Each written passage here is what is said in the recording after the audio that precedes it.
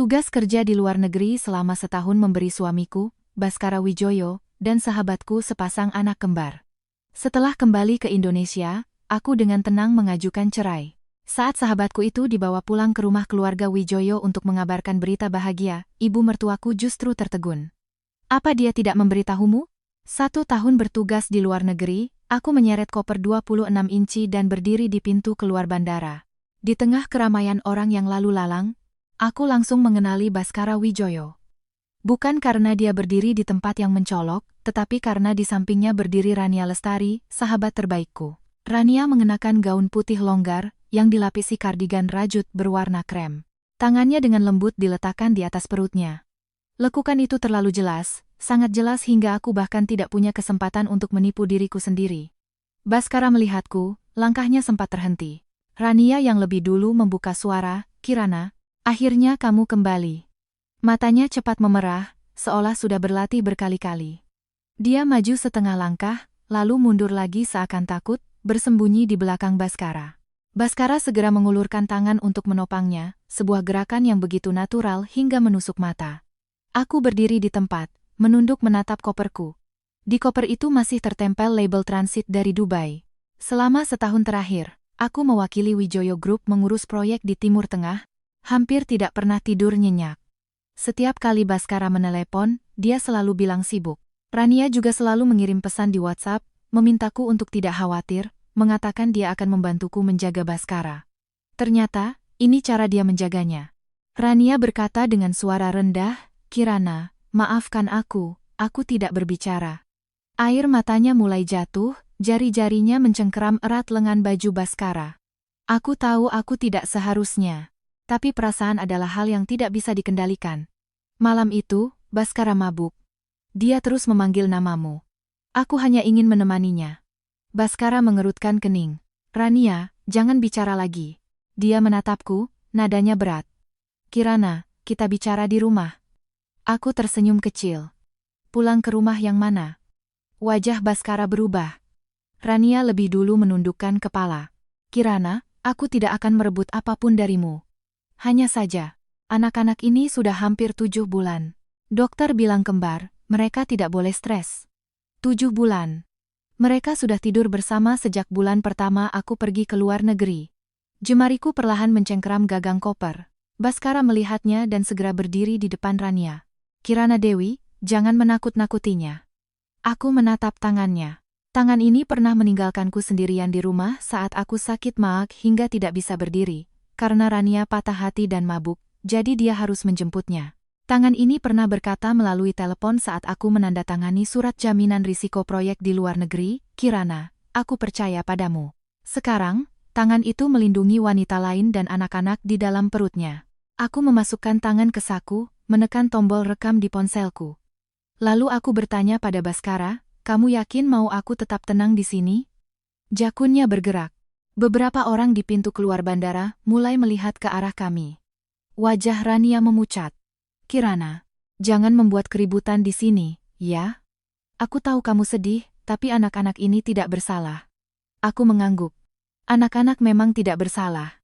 Baskara tampak lega. Detik berikutnya, aku berkata, "Jadi, orang dewasalah yang harus membayar harganya." Wajahnya langsung menegang. "Kirana Dewi." Setiap kali dia memanggil nama lengkapku, itu pertanda kesabarannya sudah habis. Dulu, aku akan mengalah. Hari ini, tidak akan. Aku melepas cincin kawinku dan memasukkannya ke dalam tas. Saat cincin itu terlepas, ada bekas lingkaran samar di pangkal jariku. Benda yang telah kukenakan selama 5 tahun, ternyata hanya butuh 2 detik untuk dilepaskan. Baskara melihatnya, alisnya berkerut. "Apa maksudmu?" "Tidak ada maksud apa-apa." Aku menarik koperku. "Kalian datang menjemputku, aku sudah menerimanya. Sekarang, menyingkirlah." Rania tiba-tiba mencengkeram lengan Baskara. "Baskara, perutku sedikit tidak nyaman." Baskara segera menunduk. "Di mana yang sakit?" Rania menggeleng. Air mata menggantung di bulu matanya. Mungkin karena tadi terlalu tegang. Tatapan Baskara padaku langsung penuh celaan. "Kirana, kamu tahu dia sedang hamil." Aku hampir tertawa terbahak-bahak. Ternyata dia mengandung anaknya, dan aku yang harus bertanggung jawab atas emosinya. Aku mengeluarkan ponsel dan memesan taksi online. Nada suara Baskara menjadi dingin. Sopir sudah menunggu di luar. Jangan keras kepala. Aku menatapnya. Kamu menghamili sahabatku dengan anak kembar, dan kamu menyuruhku untuk tidak keras kepala? Suasana di sekitar kami menjadi hening sesaat. Wajah Rania kehilangan semua warnanya. Baskara menggertakkan giginya. Ini urusan pribadi kita.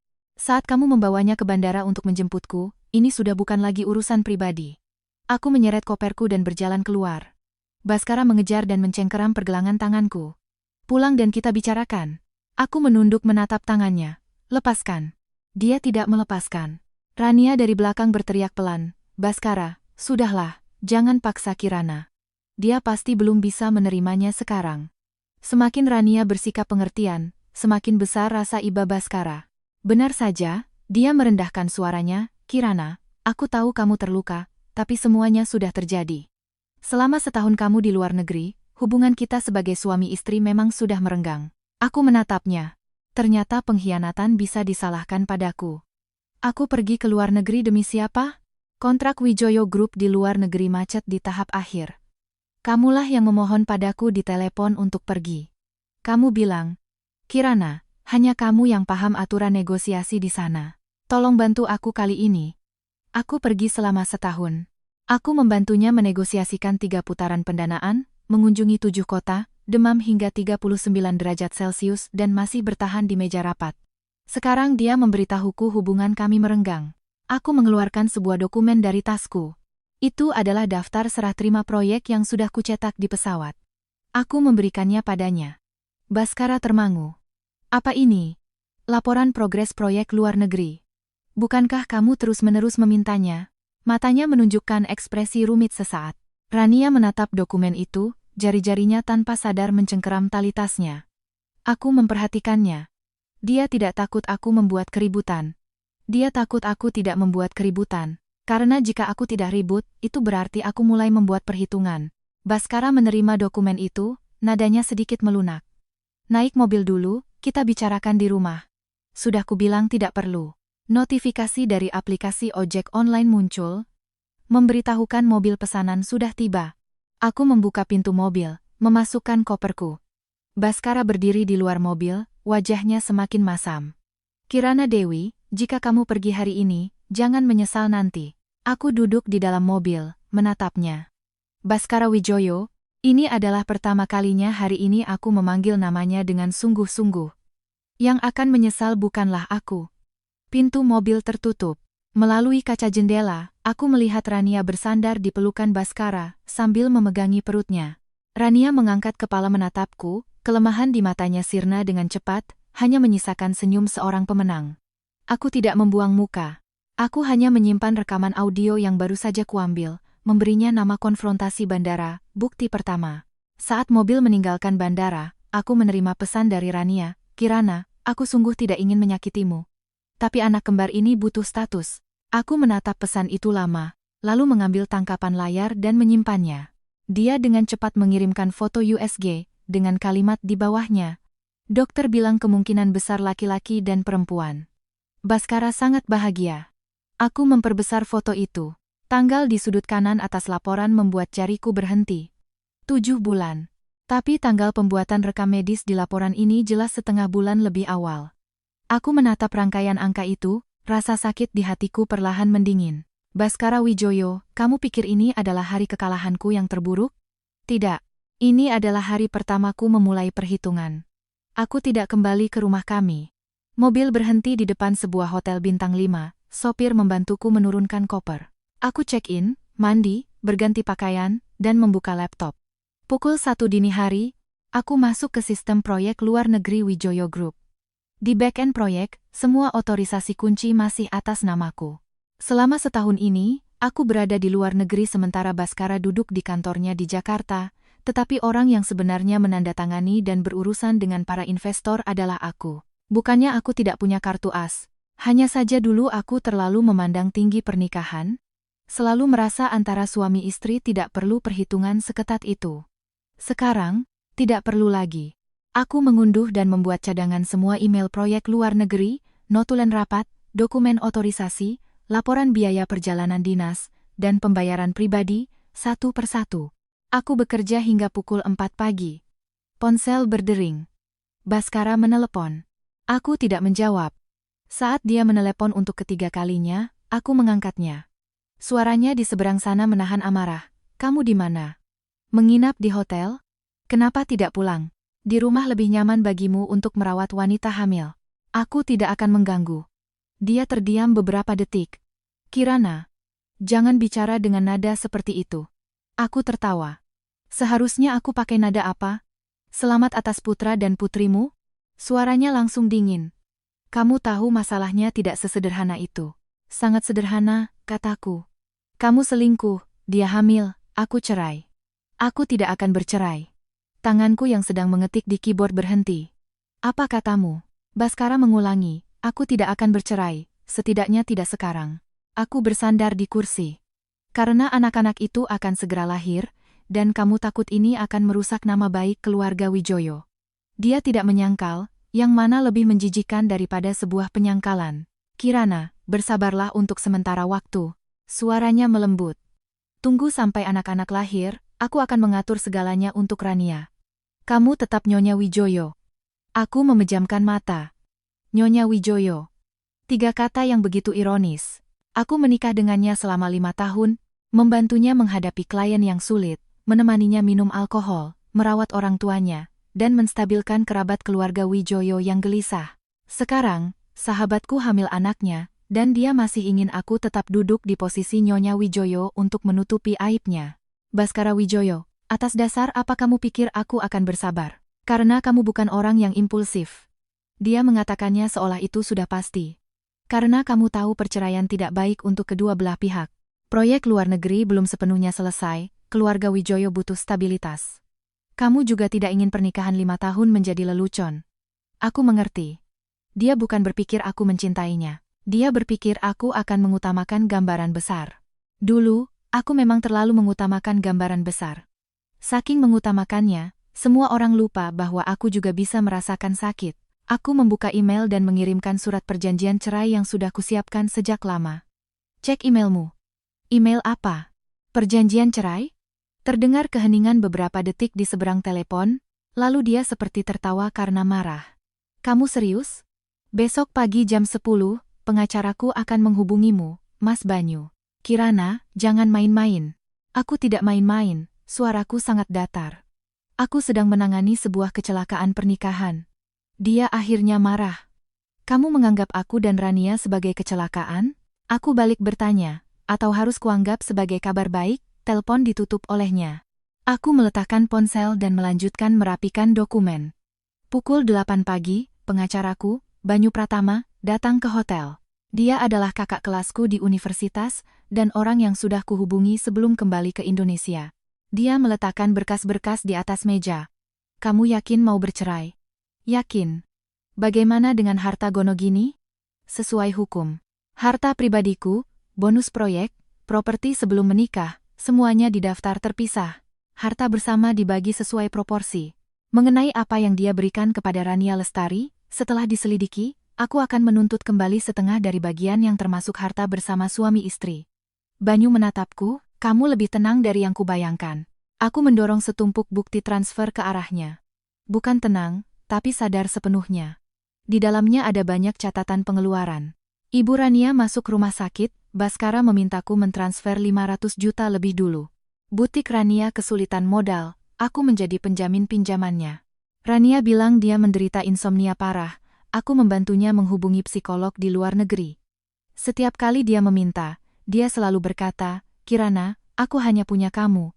Aku menganggapnya sahabat, dia menganggapku batu loncatan. Banyu membolak-balik berkas, alisnya semakin berkerut. Jumlah ini tidak kecil. Terutama apartemen ini, kamu juga ikut membayar uang mukanya? Aku membayar 40%. Sertifikatnya atas nama siapa? Rania Lestari. Banyu mengangkat matanya. Suamimu bilang itu pinjaman atau hadiah? Dia bilang Rania seorang gadis yang hidupnya tidak mudah, jadi dia membantunya untuk mapan dulu. Banyu tersenyum dingin. Kalau begitu lebih mudah lagi untuk diselidiki. Aku mengangguk. Ada satu hal lagi. Aku memberinya tangkapan layar foto USG yang dikirim Rania semalam. Dia bilang dia hamil hampir 7 bulan, tapi tanggal di laporan tidak cocok dengan waktu yang dia katakan. Banyu melihatnya selama beberapa detik. Kamu curiga anak itu bukan anak Baskara? Tidak yakin, kataku. Tapi aku tahu Rania tidak pernah menaruh semua telurnya dalam satu keranjang. Sejak kuliah dia sudah seperti itu. Dia menyukai seorang kakak kelas, tapi pada saat yang sama menggoda anak orang kaya lainnya. Setelah ketahuan, dia menangis dan berkata dia kurang rasa aman. Semua orang memaafkannya, termasuk aku. Waktu itu aku terlalu naif, mengira air mata sama dengan kerapuhan. Belakangan aku baru tahu, beberapa air mata adalah senjata. Pukul 10 pagi, Baskara datang ke hotel. Dia tidak datang sendirian. Rania mengikutinya di belakang, wajahnya pucat seolah bisa pingsan kapan saja. Aku melirik perutnya. Perut sebesar itu masih lari ke hotel untuk mencegatku. Benar-benar berdedikasi. Begitu masuk, Baskara melihat Banyu. Wajahnya langsung menjadi gelap. Kirana Dewi, kamu sampai memanggil pengacara? Atau aku harus panggil bidan? Kataku. Mata Rania langsung berkaca-kaca. Kirana, jangan seperti ini. Baskara tidak tidur semalaman, dia sangat mengkhawatirkanmu. Aku menatap Baskara. Matanya memang ada lingkaran merah. Tapi aku hanya merasa itu konyol. Saat aku demam di luar negeri, dia tidur nyenyak. Saat aku sendirian di infus di rumah sakit, dia menemani Rania melihat pameran. Sekarang aku tidak pulang, barulah dia tidak bisa tidur semalaman. Kekhawatiran yang terlambat, murahan seperti hadiah kedaluarsa. Banyu mendorong perjanjian itu ke depan. Pak Baskara, ini adalah tuntutan cerai dari Ibu Kirana. Anda bisa membawanya pulang untuk dilihat, atau menunjuk pengacara untuk berkoordinasi. Baskara tidak melihat perjanjian itu. Dia menatapku tajam. Kamu harus membuat masalah jadi seperti ini. Langkah ini bukan aku yang memulainya, kataku. Rania tiba-tiba memegangi pinggangnya dan mengerang pelan. Baskara langsung berbalik. Kenapa? Dia menggeleng. Tidak apa-apa, aku hanya berdiri terlalu lama. Aku bangkit dan mendorong kursi ke depannya. Duduklah. Dia tertegun. Aku menatapnya. Wanita hamil tidak boleh berdiri terlalu lama. Lagi pula, anak kembar ini butuh status, kan? Wajahnya menegang. Aku mencetak tangkapan layar pesan yang dia kirimkan padaku semalam dan meletakkannya di atas meja. Baskara melihat kalimat itu, wajahnya sedikit berubah. Rania, untuk apa kamu mengiriminya pesan seperti itu? Rania menggigit bibirnya. Aku hanya terlalu takut. Aku takut Kirana tidak mau menerima anak-anak ini. Aku tertawa. Rania, apa kamu lupa? Aku tidak perlu menerima mereka. Yang harus menerima adalah Baskara Wijoyo. Baskara akhirnya mengambil dokumen itu. Dia membuka halaman pembagian harta, alisnya semakin berkerut. Kamu mau menyelidiki uang yang kuberikan pada Rania? Harta bersama suami istri. Aku berhak menyelidikinya. Itu kuberikan secara sukarela. Secara sukarela menggunakan harta bersama dalam pernikahan? Banyu menyambung. Pak Baskara, jika ini melibatkan transfer aset dengan niat buruk, Ibu Kirana berhak menuntut pengembalian. Wajah Baskara menjadi jelek. Jari-jari Rania mencengkeram roknya, matanya untuk pertama kali menunjukkan kepanikan. Aku melihatnya. Dia tidak takut aku bercerai. Dia takut aku memeriksa keuangannya. Baskara membanting perjanjian itu di atas meja. Aku tidak setuju. Aku mengangguk. Baiklah. Kalau begitu kita ke pengadilan. Matanya menyorot tajam. Kamu harus sekejam ini. Aku berdiri. Baskara, selama setahun aku di luar negeri, aku menegosiasikan proyek untukmu, menanggung tanggung jawab untukmu, menenangkan investor asing untukmu. Sementara kamu di Indonesia tidur dengan sahabatku dan menghamilinya. Sekarang kamu bertanya kenapa aku begitu kejam. Ruangan itu sunyi, hanya terdengar suara AC. Rania menangis. Kirana, aku tahu kamu membenciku. Salahkan saja aku, jangan salahkan Baskara. Aku menatapnya. Baiklah. Kalau begitu salahkan kamu. Tangisannya terhenti sejenak. Aku berkata, Rania Lestari, mulai hari ini, setiap rupiah yang kamu ambil dariku, setiap bantuan, setiap jaminan, akan kuhitung dengan jelas. Wajahnya pucat pasi. Baskara maju selangkah. Kirana Dewi. Aku mengangkat tangan memotongnya. Jangan terburu-buru. Utang kalian padaku baru saja dimulai. Rania mengajakku bertemu keesokan siangnya. Lokasinya di sebuah kafe yang sering kami kunjungi saat kuliah. Dia mengirim pesan. Kirana, aku ingin bicara baik-baik denganmu untuk terakhir kalinya. Aku tertawa melihat dua kata terakhir kalinya. Dia bukan ingin bicara. Dia ingin memastikan apa yang ada di tanganku. Aku tetap pergi. Bukan karena hatiku luluh, tapi karena semakin dia panik, semakin banyak yang akan terungkap. Kafe itu sudah direnovasi, tapi tempat duduk di dekat jendela masih ada. Dulu, aku dan Rania sering duduk di sana. Dia memesan karamel latte yang paling manis, aku memesan kopi americano. Dia selalu bilang, Kirana, kamu hebat sekali, bisa menelan semua yang pahit. Sekarang kalau dipikir-pikir, dia sudah melihat hal itu sejak lama. Aku bisa menahan kepahitan, jadi dia dengan tenang memberikan semua kepahitan itu padaku. Saat aku tiba, dia sudah duduk di sana. Di atas meja, ada segelas susu hangat. Melihatku, dia langsung berdiri. Kirana, aku duduk tanpa basa-basi. Katakan saja. Matanya kembali memerah. Apa kita harus jadi seperti ini? Aku menatapnya. Seperti apa? Seperti musuh? Aku hampir tertawa karena ulahnya. Rania, kamu mengandung anak suamiku, lalu bertanya kenapa kita seperti musuh? Dia menunduk, tangannya mengelus perut. Aku tahu aku salah. Tapi anak-anak ini sudah ada, aku tidak bisa menggugurkannya. Tidak ada yang menyuruhmu menggugurkannya. Dia mengangkat kepala, matanya berkilat penuh harapan. Aku melanjutkan, aku hanya meminta kalian enyah dari hidupku. Wajahnya memucat.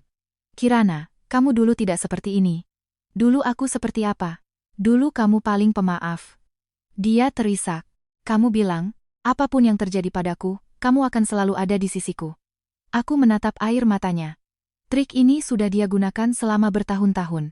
Saat kuliah, dia terjerat pinjaman online, aku yang membantunya melunasi. Setelah lulus, dia tidak dapat pekerjaan, aku yang merekomendasikannya masuk ke departemen merek di bawah Wijoyo Group. Ibunya butuh biaya operasi, aku yang mentransfer uang malam-malam. Setiap kali dia menangis, aku selalu mengira dia benar-benar putus asa. Belakangan aku baru sadar, dia bukannya tidak punya jalan. Dia hanya terbiasa berjalan di jalan orang lain. Aku mengeluarkan ponsel, meletakkannya di atas meja dengan layar menghadap ke bawah. Dia meliriknya. Aku tahu dia khawatir aku sedang merekam. Aku memang sedang merekam. Suara Rania melembut. Kirana, aku tidak bermaksud merebut posisimu. Aku hanya ingin anak-anak ini punya ayah. Aku bertanya, ayah anak-anak itu siapa? Dia tiba-tiba mengangkat kepala. Sesaat, kepanikan di matanya tidak bisa disembunyikan. Tapi dengan cepat dia menangis lagi. Bagaimana bisa kamu menghinaku seperti ini? Aku hanya bertanya fakta. Tentu saja Baskara. Dia menggigit bibir. Kamu boleh membenciku, tapi jangan menghina anak-anak ini. Aku mengangguk. Kalau begitu, kamu tidak takut tes DNA?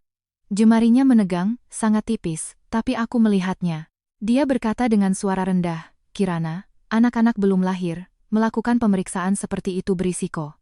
Lakukan setelah lahir. Dia terdiam. Beberapa orang di kafe mulai melihat ke arah kami. Dia seolah terpojok, air matanya jatuh semakin deras. Apa kamu harus memaksaku sampai mati? Aku menatapnya. Kalimat ini pernah kamu katakan pada Baskara juga, kan? Dia tertegun. Aku mengeluarkan selembar kertas cetak. Itu adalah tangkapan layar percakapan antara Baskara dan Rania, bukan hasil retasanku. Rania sendiri yang tidak sengaja menunjukkannya saat memposting di media sosial, setengah jendela obrolan terlihat. Aku meminta Banyu mencari teman teknisi untuk memulihkannya. Di tangkapan layar itu tertulis dengan jelas, Rania. Kalau Kirana tahu, aku benar-benar tidak bisa hidup lagi. Baskara.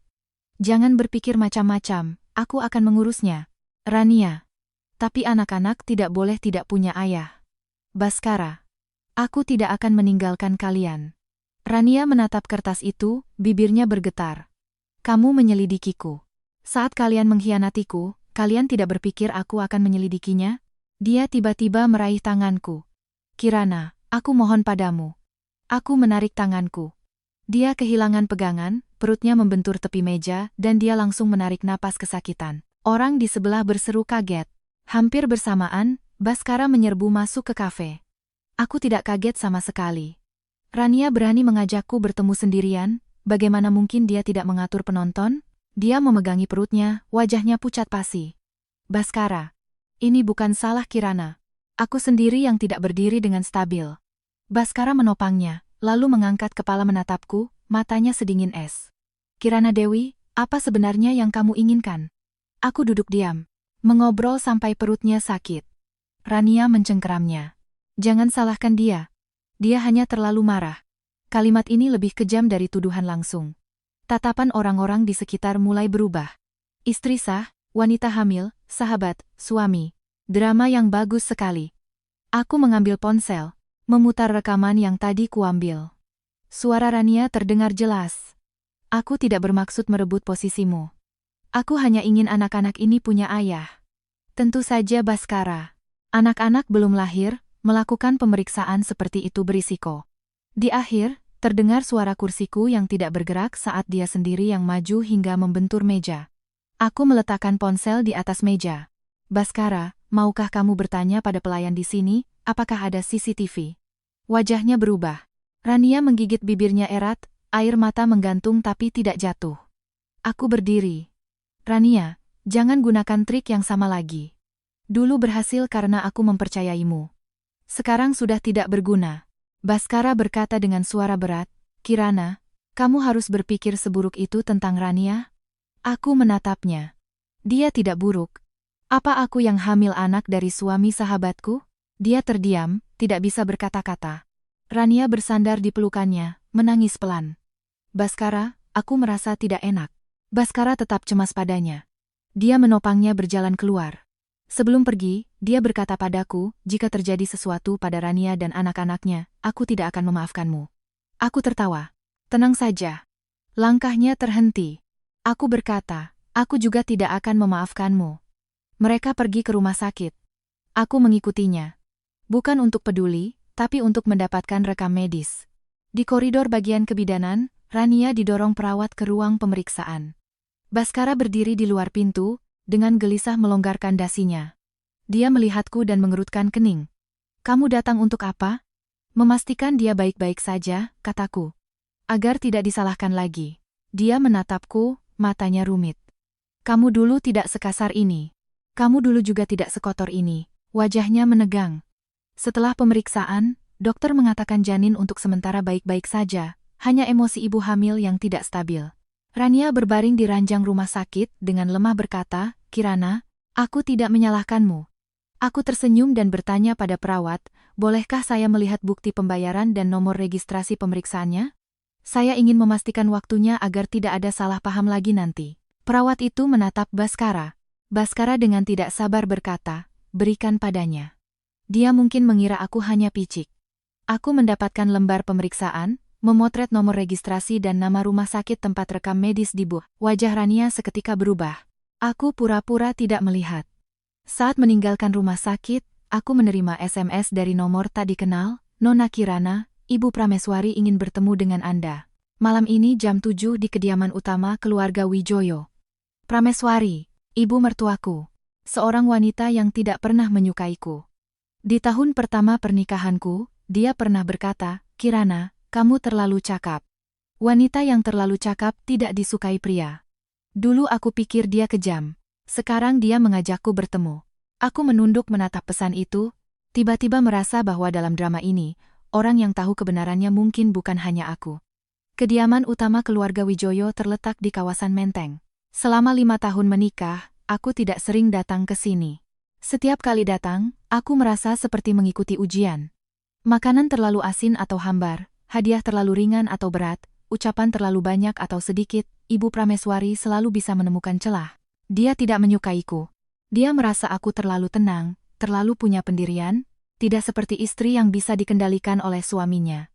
Tapi sialnya, keluarga Wijoyo membutuhkanku beberapa tahun ini.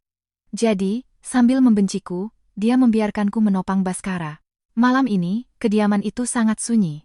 Kepala pelayan membawaku ke ruang teh. Ibu Prameswari duduk di kursi utama, mengenakan cheongsam berwarna gelap, rambutnya disanggul rapi tanpa celah. Kalimat pertamanya saat melihatku bukanlah makian. Duduklah. Aku duduk. Teh sudah diseduh, tapi tidak ada yang meminumnya. Ibu Prameswari menatap wajahku selama beberapa detik. Kamu kurusan. Kalimat ini, keluar dari mulutnya, lebih mengejutkan daripada makian. Aku tidak menjawab. Dia juga tidak peduli, langsung ke pokok permasalahan. Seberapa banyak yang kamu tahu tentang masalah Baskara dan Rania Lestari? Tahu dia hamil anak kembar, hampir 7 bulan. Tahu Baskara ingin aku bersabar sampai anak-anak lahir. Tahu dia menginginkan status. Tangan Ibu Prameswari yang memegang cangkir sedikit menegang. Dia benar-benar berkata begitu padamu? Iya. Dia tertawa dingin. Bodoh. Ini pertama kalinya aku mendengarnya memaki putranya sendiri. Ibu Prameswari mengangkat matanya menatapku. Apa rencanamu? Cerai. Dia terdiam lama. Kamu rela? Saat di mana aku tidak rela sudah lewat, kataku. Ruang teh menjadi sunyi. Di luar jendela, angin bertiup, bayangan bambu jatuh di dinding seperti retakan. Tiba-tiba Ibu Prameswari bertanya, pernahkah kamu berpikir bahwa anak di dalam perut Rania Lestari mungkin bukan anak Baskara? Aku menatapnya. Pernah. Matanya menegang. Apa yang kamu temukan? Waktu pemeriksaan kehamilan tidak cocok. Reaksinya terhadap tes DNA terlalu berlebihan. Dan dia lebih takut aku memeriksa keuangannya daripada takut aku bercerai. Ekspresi Ibu Prameswari akhirnya berubah, seolah dia baru pertama kali menatapku dengan serius. Kamu lebih jernih dari yang kubayangkan. Dikhianati sekali sudah cukup, kataku datar. Tidak bisa bodoh untuk kedua kalinya. Dia tidak membantah. Setelah beberapa saat, dia mengeluarkan sebuah perekam suara dari laci. Ini rekaman yang kuminta orang ambil 3 bulan lalu. Aku tidak mengambilnya. Dia mendorong perekam itu ke arahku. Rania Lestari pernah datang ke kediaman ini. Aku mengangkat mata. Dia melanjutkan, dia bilang dia hamil anak Baskara, memintaku memberinya status. Dan Anda setuju? Ibu Prameswari tersenyum dingin. Aku menyuruhnya enyah. Ini terdengar seperti sesuatu yang akan dia lakukan. Keluarga Wijoyo sudah sering melihat wanita yang ingin masuk dengan mengandalkan perutnya. Suara Ibu Prameswari dingin dan keras. Dia datang terlalu terburu-buru. Bicaranya terlalu penuh, justru membuatku merasa ada yang tidak beres. Lalu kenapa Anda tidak memberitahu Baskara? Jejak kebencian melintas di matanya. Aku sudah memberitahunya. Aku tertegun. Ibu Prameswari berkata, dia tidak percaya. Aku tiba-tiba mengerti. Baskara bukannya tidak tahu risikonya. Dia hanya lebih memilih untuk percaya pada Rania. Karena dengan mempercayainya, dia bisa membuktikan bahwa pengkhianatannya bukanlah sesuatu yang kotor, melainkan apa yang disebut cinta sejati. Ibu Prameswari menyalakan perekam suara itu. Terdengar suara tangisan Rania lebih dulu. Tante. Saya tahu Tante tidak menyukai saya. Tapi anak ini benar-benar anak Mas Baskara. Saya tidak meminta apa-apa, hanya berharap setelah lahir, anak-anak ini bisa diakui oleh keluarga. Suara Ibu Prameswari sangat dingin. Kamu bilang anak ini anak Baskara, ada buktinya? Rania terdiam sejenak. Setelah lahir, bisa dilakukan tes. Ibu Prameswari. Kalau begitu sebelum lahir, jangan datang ke rumah keluarga Wijoyo. Rania menangis lebih keras. Tapi Mbak Kirana terus di luar negeri, dia sama sekali tidak peduli pada Mas Baskara. Mas Baskara begitu kesepian, saya hanya menemaninya. Ibu Prameswari. Menemani sampai ke tempat tidur? Dalam rekaman, hening beberapa detik. Suara Rania menjadi lebih pelan.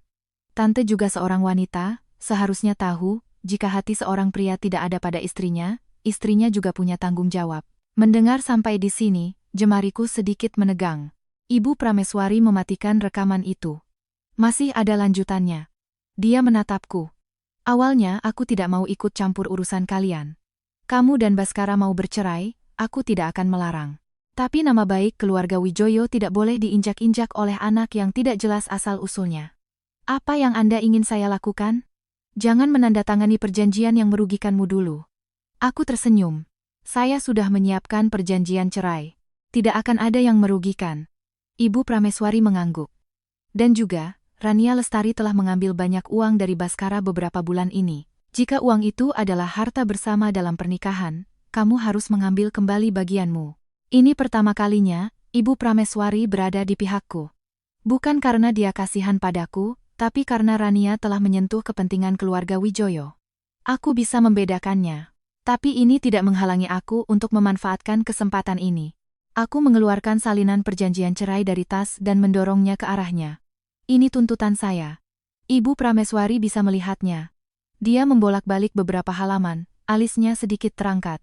Kamu tidak meminta kompensasi tambahan dari keluarga Wijoyo. Saya hanya mengambil apa yang menjadi hak saya. Dia menatapku. Orang sepertimu paling sulit dihadapi.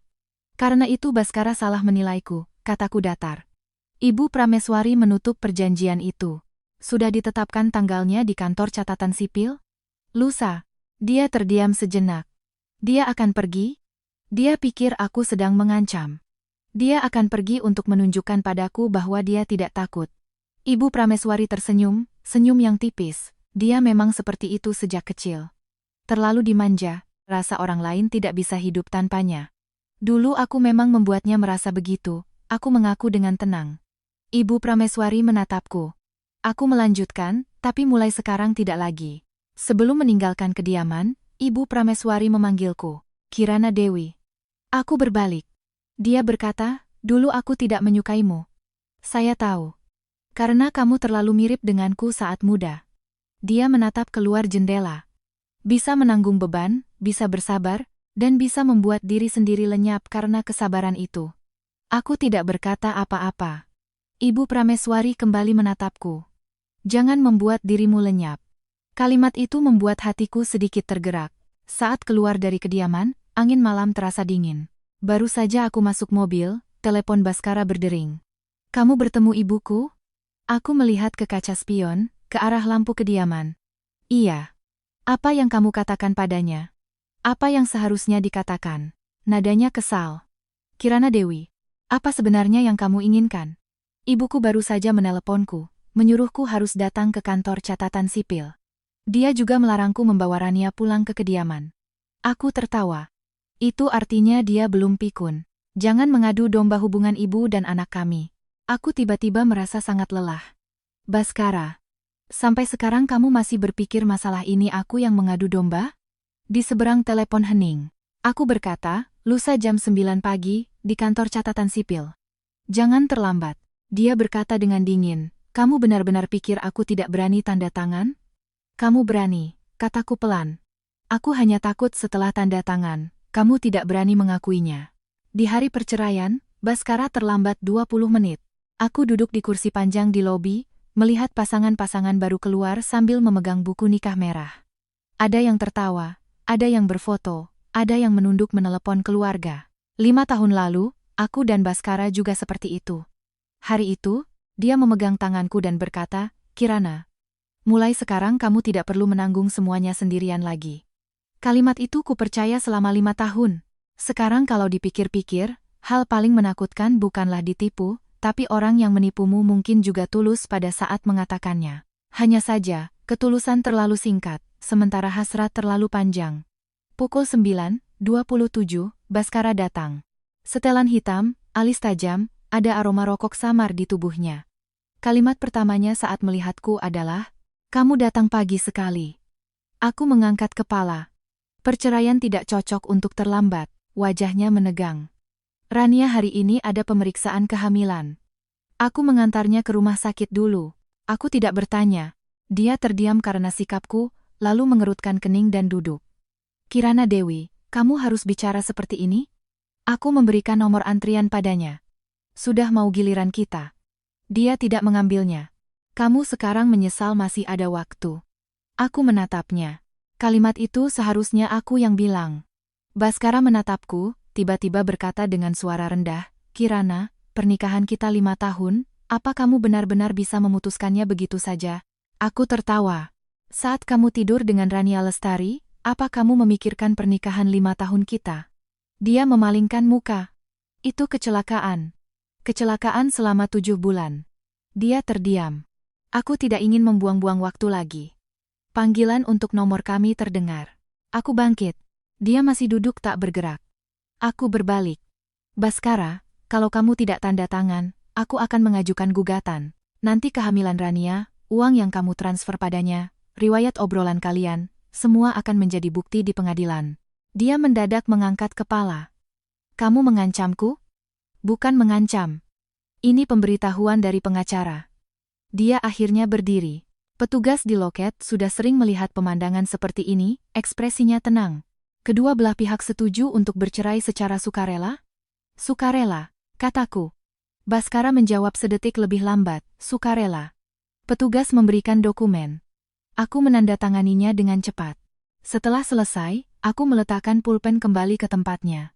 Baskara melihat gerakanku, tiba-tiba berkata, dulu kamu kalau tanda tangan kontrak selalu membacanya 3 kali. Karena kontrak ada risikonya, kataku. Yang ini tidak ada. Jarinya terhenti, lalu dengan kuat menandatangani namanya. Petugas mengambil dokumen, membubuhkan stempel. Kap merah itu jatuh.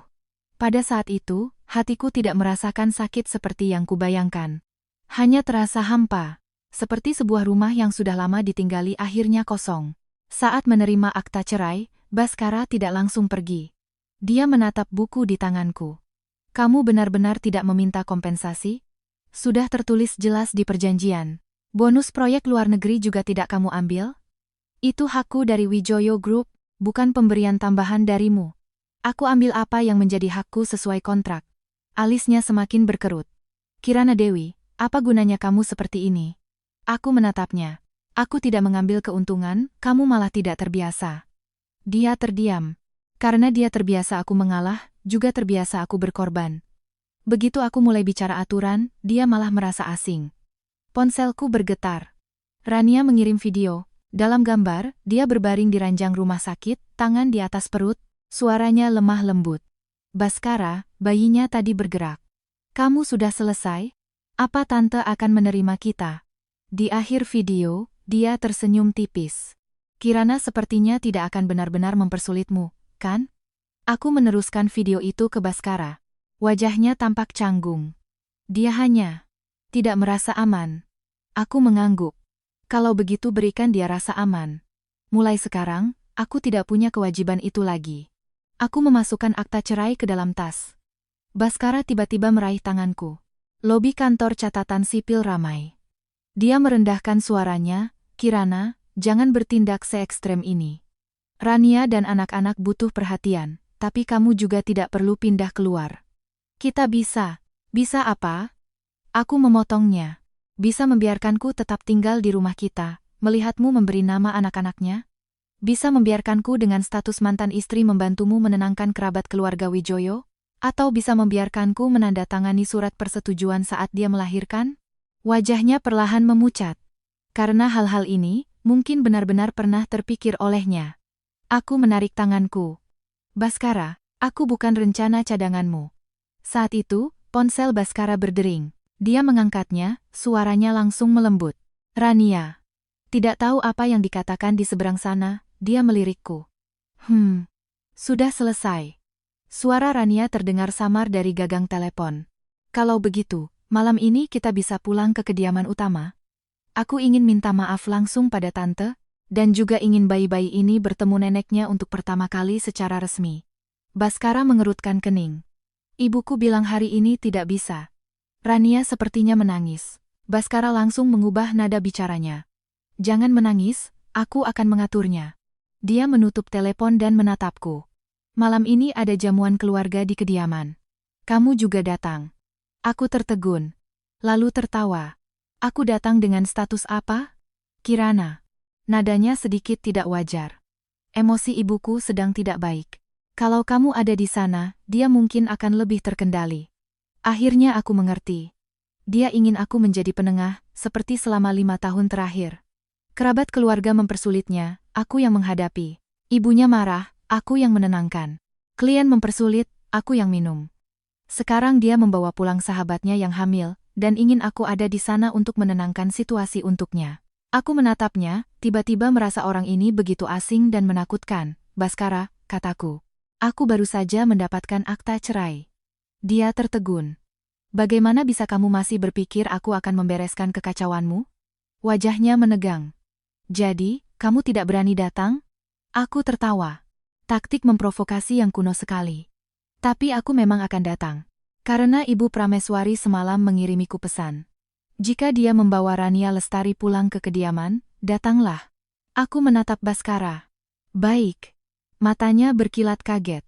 Aku melanjutkan, aku akan datang. Dia tampak lega. Pukul 7 malam. Aku mengangguk, berbalik untuk pergi. Saat itu, aku mendengarnya berkata dari belakang, Kirana, setelah malam ini, kamu akan sadar masalahnya tidak seburuk yang kamu pikirkan. Aku tidak menoleh. Tidak, Baskara. Setelah malam ini, kamu baru akan sadar masalahnya jauh lebih buruk dari yang kamu bayangkan. Pukul 7 malam, kediaman keluarga Wijoyo terang benderang. Saat aku tiba, ruang tamu sudah penuh dengan kerabat. Baskara benar-benar membuat acaranya besar. Keluarga paman kedua, keluarga bibi ketiga, beberapa pemegang saham dari cabang keluarga Wijoyo, semua datang. Mereka melihatku dengan ekspresi yang agak aneh. Beberapa mungkin sudah mendengar desas-desus, tapi tidak tahu detailnya. Bibi ketiga tersenyum basa-basi. Kirana sudah kembali. Setahun di luar negeri pasti lelah. Kenapa jadi kurus begini? Aku belum sempat menjawab, terdengar suara dari pintu. Baskara menopang Rania masuk. Dia mengenakan gaun hamil berwarna merah muda pucat, rambut tergerai di bahu, wajahnya dirias tipis, terlihat rapuh, lembut, dan tidak berbahaya.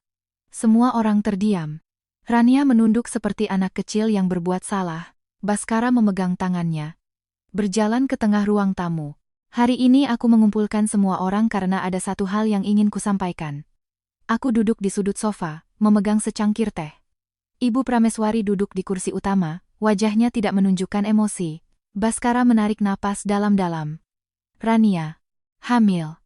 Ruang tamu dipenuhi desahan terkejut. Istri paman kedua yang pertama bereaksi, matanya melirik ke arahku. Rania langsung memerah matanya. Baskara melanjutkan, kembar. Usianya sudah hampir 7 bulan. Kalimat itu membuat suasana benar-benar meledak. Bibi ketiga mengerutkan kening. Baskara, kamu dan Kirana kan? Kami sudah bercerai hari ini, kata Baskara. Semua tatapan kembali tertuju padaku. Aku meletakkan cangkir teh. Ketenanganku membuat mereka semakin tidak nyaman. Rania dengan lembut memegangi perutnya, suaranya bergetar. Aku tahu aku tidak seharusnya muncul di sini. Tapi anak-anak ini tidak bersalah. Aku tidak meminta status, hanya berharap setelah mereka lahir, mereka bisa diakui oleh keluarga Wijoyo. Kata-kata yang indah. Tidak mau status, hanya pengakuan. Setelah anak diakui, langkah selanjutnya adalah mengakui ibunya. Baskara menggenggam tangannya. Aku akan bertanggung jawab. Paman kedua mengerutkan kening. Masalah seperti ini, kenapa kamu tidak bilang lebih awal? Baskara melirik Ibu Prameswari. Aku takut ibu tidak bisa menerimanya. Ibu Prameswari akhirnya mengangkat mata. Jadi sekarang aku bisa menerimanya? Baskara menegang. Bu, anak-anak sudah sebesar ini. Rania tiba-tiba berlutut. Benar-benar berlutut. Gerakannya begitu cepat hingga Baskara tidak sempat menahannya. Tante, maafkan saya. Semuanya salah saya. Kalau Tante mau marah, marahi saja saya. Jangan marahi Mas Baskara. Saya terlalu mencintainya. Ekspresi kerabat keluarga Wijoyo semakin menarik. Ada yang iba, ada yang mencibir, ada yang menonton pertunjukan. Baskara kasihan sekali, langsung mencoba membantunya berdiri. Rania, bangun. Rania menggeleng, air mata jatuh di karpet. Aku tidak akan bangun. Kalau Tante tidak memaafkanku, aku tidak akan bangun. Sangat familiar.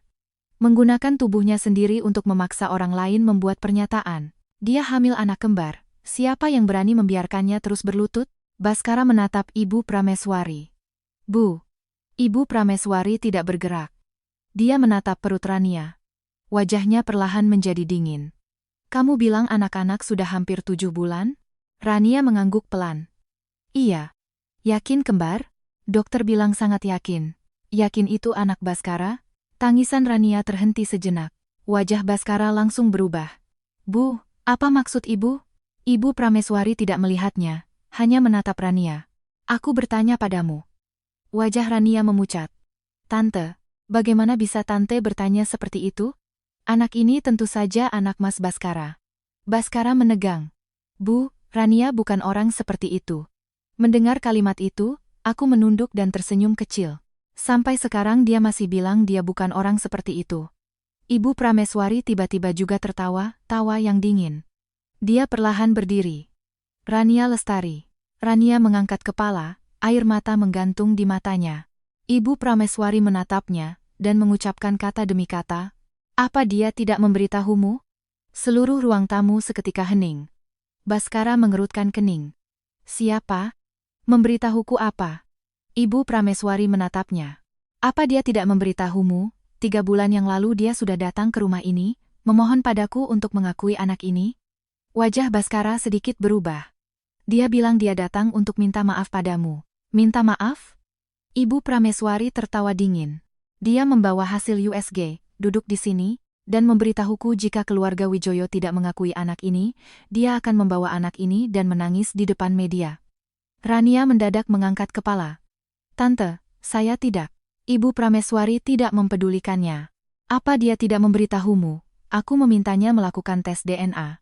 Dan dia bilang anak belum lahir tidak bisa dilakukan. Baskara mengerutkan kening. Apa masalahnya dengan itu? Ibu Prameswari menatapnya tajam. Lalu, apa dia memberitahumu? Setelah itu aku meminta orang memeriksa catatan kehamilannya. Rania membeku. Tanganku yang memegang cangkir teh sedikit menegang. Akhirnya tiba. Suara Ibu Prameswari tidak keras, tapi seperti pisau yang jatuh di atas meja.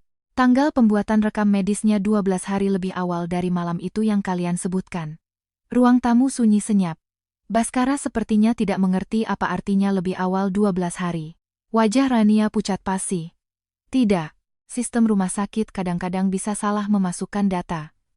Ibu Prameswari tertawa dingin. Aku belum bilang rumah sakit mana, kamu sudah tahu sistemnya bisa salah? Bibir Rania bergetar. Baskara menatapnya, untuk pertama kalinya, ada keraguan di matanya. Rania. Dia langsung meraih tangannya. Baskara, percaya padaku. Aku hanya punya kamu. Anak ini benar-benar anakmu. Ibu Prameswari berbalik. Kepala pelayan memberikan sebuah speaker kecil. Dia menekan tombol putar. Rekaman suara Rania terdengar jelas. Tante, saya benar-benar hamil anak Mas Baskara. Suara Ibu Prameswari. Tes. Rania. Tunggu setelah lahir, baru bisa. Ibu Prameswari. Sebelum lahir tidak bisa? Rania terdiam. Lalu suaranya merendah. Tante juga seorang wanita, seharusnya tahu, jika hati seorang pria tidak ada pada istrinya juga punya tanggung jawab. Banyak orang di ruang tamu menarik napas kaget. Rania berlutut di lantai, wajahnya sama sekali tidak berdarah. Aku mengangkat mata menatapnya. Ini baru permulaan. Rekaman berlanjut. Ibu Prameswari bertanya. Apa yang kamu mau? Rania berkata. Saya tidak mau uang. Saya hanya ingin anak-anak ini punya keluarga yang utuh. Ibu Prameswari bertanya dengan dingin, lalu Kirana Dewi? Dalam rekaman, Rania menangis sejenak, lalu berkata pelan, Mbak Kirana begitu kuat. Bahkan tanpa Mas Baskara, dia bisa hidup dengan baik. Tapi saya berbeda. Saya hanya punya anak-anak ini. Teh di tanganku akhirnya dingin. Ternyata dia bukannya tidak tahu aku akan sakit hati. Dia hanya merasa aku mampu menahannya. Setelah rekaman berhenti, tidak ada yang bicara di ruang tamu. Rania masih berlutut di lantai, air mata masih menggantung, tapi penampilan menyedihkannya tiba-tiba menjadi konyol. Baskara menatapnya, ekspresinya berubah dari kaget menjadi malu. Rania, kamu, 3 bulan lalu datang menemui ibuku? Rania memegang tangannya, menangis dan menggelengkan kepala. Aku memang datang, tapi tidak seperti yang Tante katakan. Aku hanya terlalu takut. Aku takut anak-anak lahir tanpa status. Aku takut kamu tidak menginginkanku. Baskara tidak bicara. Dia menangis lebih keras. Baskara, kamu tahu aku tidak pernah memaksamu. Aku hanya mencintaimu.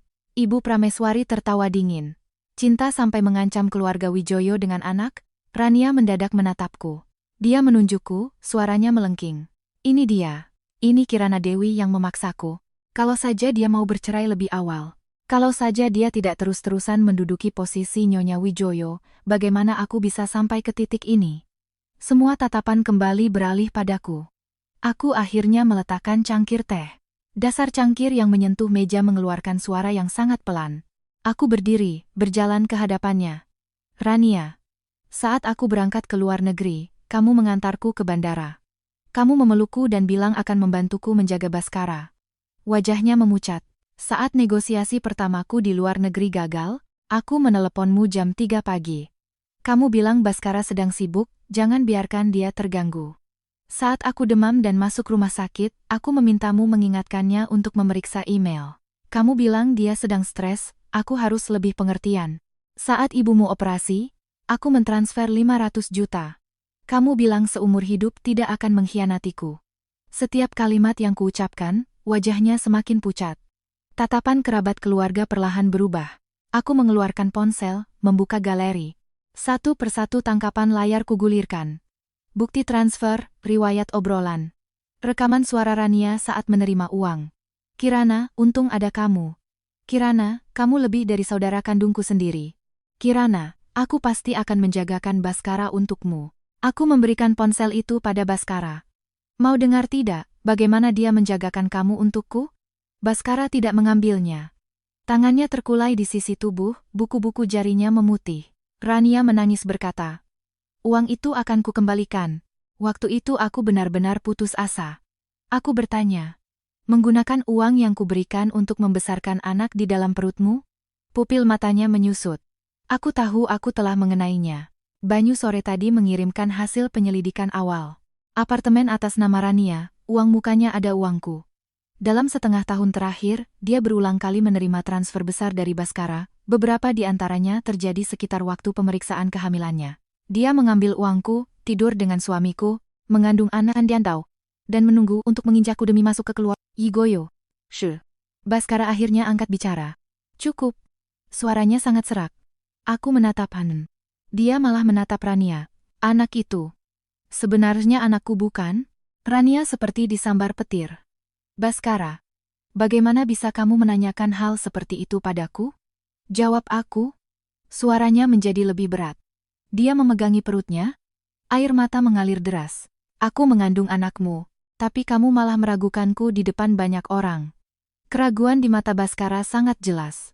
Dia masih kasihan padanya, tapi sekali keraguan muncul, itu tidak akan pernah hilang. Ibu Prameswari berkata dengan dingin, lakukan tes DNA. Rania melengking. Aku tidak mau. Teriakan itu begitu cepat, sampai dia sendiri tertegun. Ruang tamu menjadi lebih sunyi. Paman kedua perlahan meletakkan cangkir tehnya. Nona Rania, jika anak itu benar anak Baskara, tes justru bisa membuktikan kebenaranmu. Wajah Rania pucat pasi. Anak belum lahir, aku tidak mau mengambil risiko. Ibu Prameswari berkata, sekarang ada tes non-invasif. Aku tidak percaya. Dia berteriak. Siapa tahu kalian akan berbuat curang. Aku menatapnya. Kalau begitu lakukan setelah lahir. Dia tidak bicara lagi. Baskara menatapnya, cahaya di matanya perlahan meredup. Aku tahu itu bukan rasa bersalah padaku. Itu harga dirinya yang hancur. Dia bisa mengkhianatiku, tapi tidak bisa menerima dirinya ditipu oleh Rania Lestari. Sungguh konyol. Aku kembali ke tempat dudukku, mengambil tasku. Pertunjukan malam ini sudah kulihat. Aku pergi dulu. Baskara mendadak mengangkat kepala. Kirana. Ini pertama kalinya malam ini dia memanggilku. Suaranya penuh kepanikan. Aku berhenti. Ada apa lagi? Dia menatapku, seolah ingin mengatakan sesuatu tapi tidak bisa keluar. Aku membantunya mengatakannya. Kamu mau bertanya apa aku sudah tahu sejak lama? Jakunnya bergerak. Aku berkata, aku hanya lebih berani menghadapi kenyataan daripada kamu. Wajahnya memukat. Rania tiba-tiba conggolai meraih lenganku. Kirana Dewi. Apa ini semua rencanamu? Kamu sudah bersekongkol dengan tante sejak lama, kan? Tenaganya sangat besar, sama sekali tidak seperti orang lemah yang tadi tidak bisa berdiri. Aku membalikkan badan dan memegang pergelangan tangannya. Lepaskan. Dia tidak melepaskan, malah condong ke belakang. Aku melihat gerakannya, segera melepaskan tangan dan mundur. Detik berikutnya, dia jatuh sendiri ke lantai, memegangi perutnya dan berteriak. Perutku Baskara sekarang naluria chonggochu, Rania. Wajahnya pocket pasi, menangis sambil menunjukku, dia mendorongku. Semua orang menatapku. Aku tidak menjelaskan. Ibu Prameswari langsung menatap sudut ruang tamu. Putar rekaman CCTV, tangisan Rania terhenti. Baskara mengangkat kepala. Ruang tamu ada CCTV? Ibu Prameswari menatapnya dingin. Rumah ini bukan baru sehari waspada terhadap orang bodoh. Kepala pelayan dengan cepat memproyeksikan rekaman ke televisi. Gambar menunjukkan dengan jelas, Rania yang lebih dulu meraihku. Dia sendiri yang condong ke belakang dan jatuh. Aku dari awal sampai akhir tidak menyentuhnya. Seseorang di ruang tamu bergumam pelan, ini sih keterlaluan. Rania tergeletak di lantai, wajahnya sepucat kertas. Baskara menatap rekaman itu, seluruh tubuhnya seperti kehilangan jiwa. Tangannya yang menopangnya perlahan terlepas. Rania merasakannya. langsung meraihnya. Baskara, aku tidak sengaja. Aku hanya terlalu takut. Kali ini, Baskara tidak langsung memeluknya. Ibu Prameswari berdiri. Bawa ke rumah sakit. Rania seperti meraih sedotan penyelamat. Iya, ke rumah sakit, anak-anak yang penting. Ibu Prameswari menambahkan, sekalian ambil sampel. Ekspresi di wajah Rania benar-benar hancur. Saat aku sampai di pintu, Baskara tiba-tiba mengejarku. Kirana. Aku tidak menoleh. Suaranya serak. Apa kamu dari awal tidak percaya anak itu anakku? Aku berbalik menatapnya. Baskara, dari awal, yang tidak kupercaya adalah kamu. Dia terpaku di tempat. Aku membuka pintu dan keluar. Angin malam meniup wajahku, dingin dan menyegarkan. Di belakangku, kediaman terang benderang, kacau balau. Tapi untuk pertama kalinya, aku merasa semakin jauh dari kekacauan busuk itu.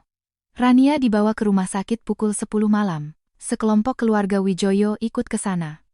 Awalnya aku tidak mau pergi, tapi Ibu Prameswari mengirim pesan. Datang ke rumah sakit. Malam ini prosesnya harus tuntas.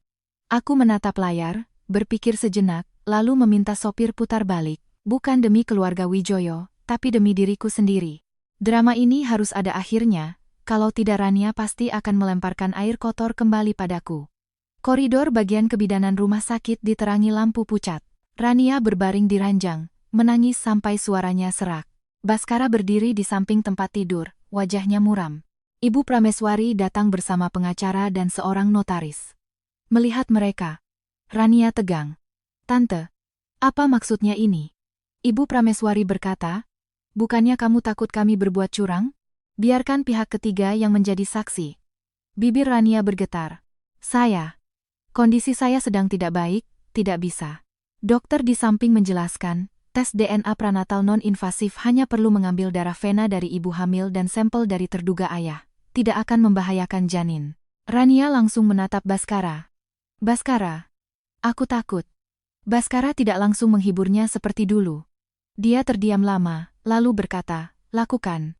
Dua kata itu membuat air mata Rania berhenti seketika. Kamu benar-benar tidak percaya padaku? Baskara memejamkan mata.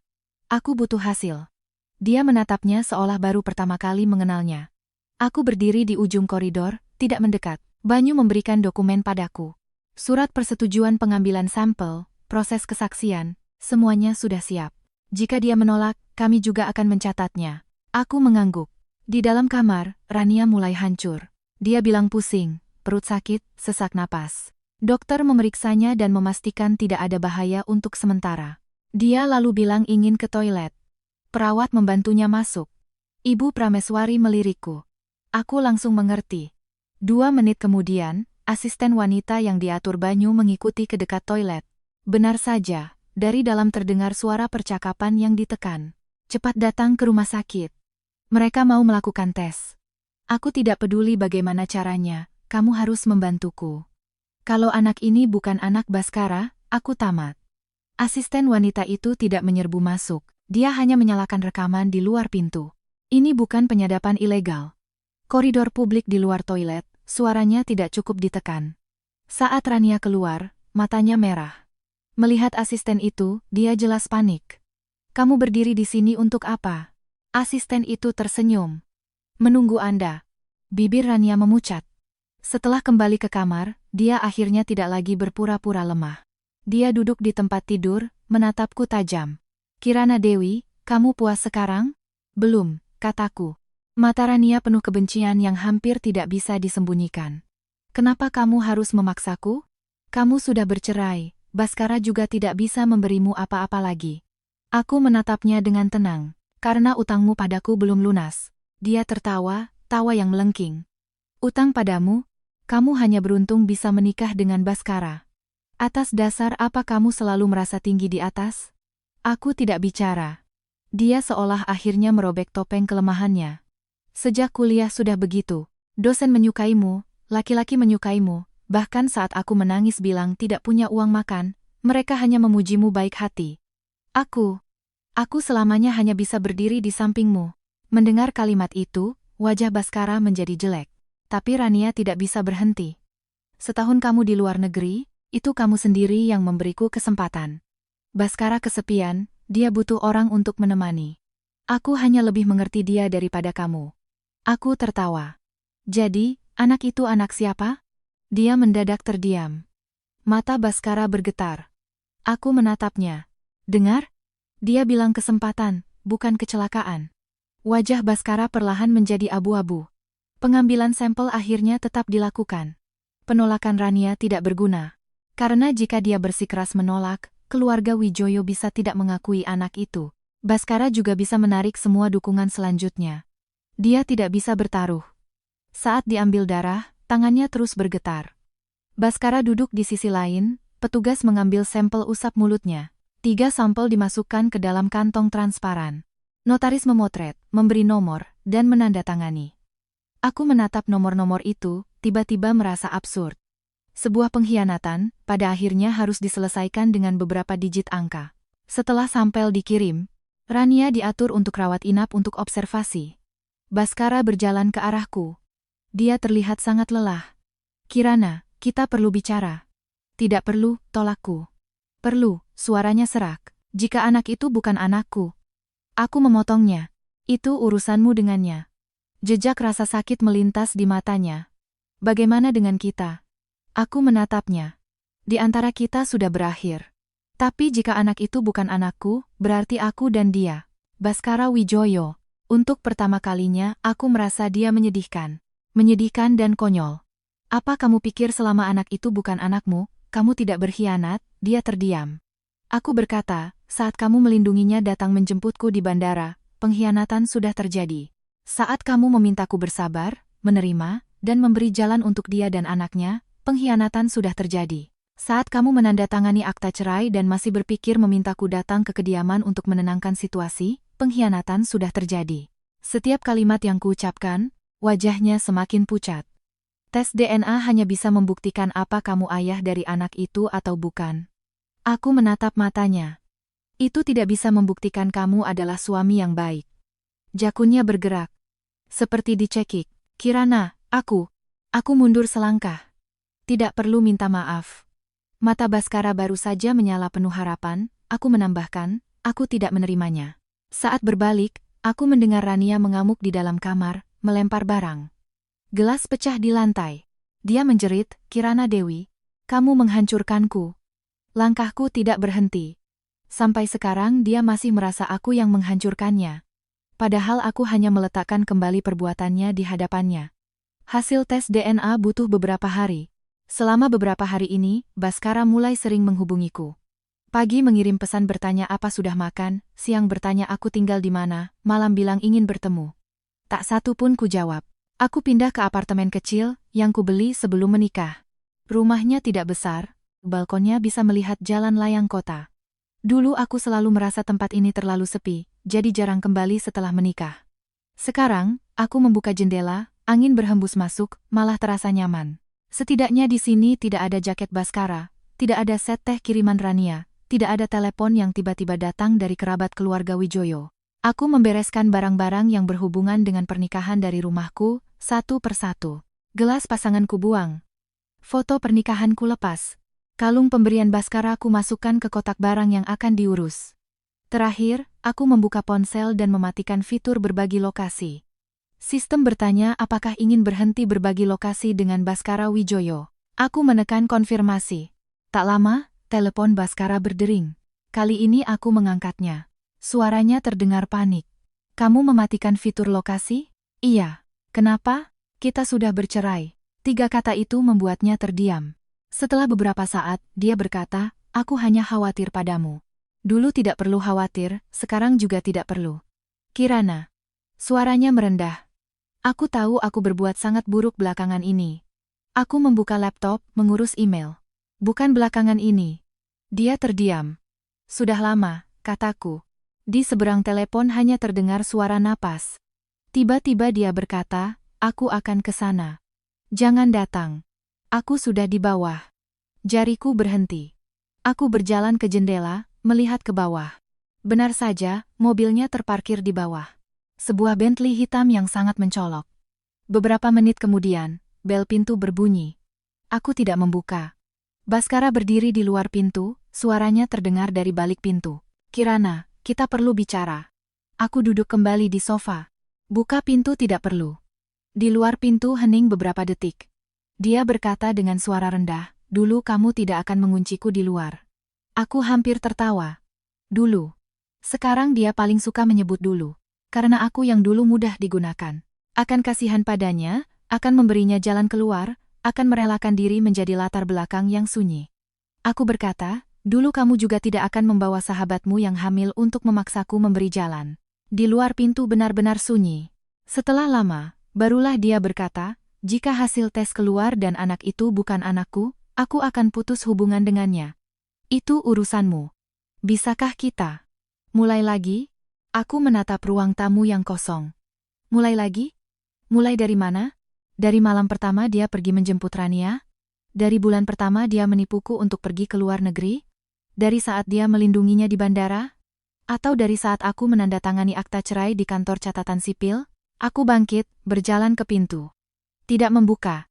Hanya berkata dari balik pintu, Baskara, kita tidak punya tempat untuk memulai lagi. Suaranya menegang. Kamu benar-benar tidak punya perasaan lagi? Pernah punya. Lalu kenapa tidak bisa memberiku kesempatan lagi? Karena kamu sudah memberi Rania Lestari terlalu banyak kesempatan, kataku tenang. Napasnya di luar pintu menjadi tidak teratur. Ponselku bergetar lagi. Email dari investor proyek luar negeri. Kantor pusat Wijoyo Group meminta pergantian penanggung jawab proyek, membutuhkan konfirmasi transfer otorisasi dariku. Aku membuka dokumen, melihatnya sekilas, lalu membalas. Untuk sementara tidak dikonfirmasi. Perlu evaluasi ulang subjek kerjasama dan batas tanggung jawab. 5 menit kemudian, ponsel Baskara berdering. Aku mendengar suaranya dari luar pintu.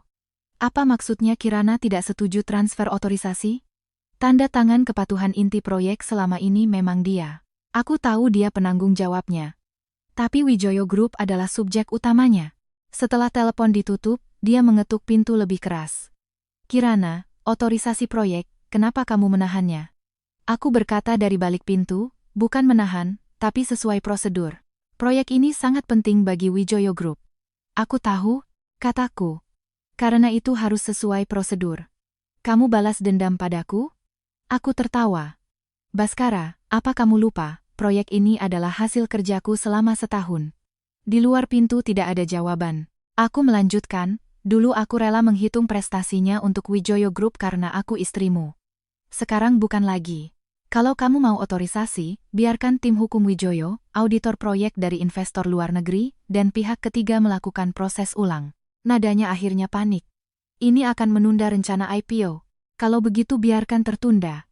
Kirana Dewi. Aku berjalan kembali ke sofa, mengambil segelas air. Baskara, jangan pakai nada seperti itu. Kamu sudah tidak punya hak untuk memerintahku. Di luar pintu hening lama sekali. Lama sampai aku kira dia sudah pergi. Tapi dia masih di sana. Suaranya terdengar melalui pintu, lelah sekali. Kirana. Aku baru sadar sekarang, kamu dulu telah melakukan banyak hal untuk aku berkata pelan. Tidak perlu disadari. Lagi pula, aku tidak akan melakukannya lagi. Mengucapkan kalimat itu, aku akhirnya merasa lega.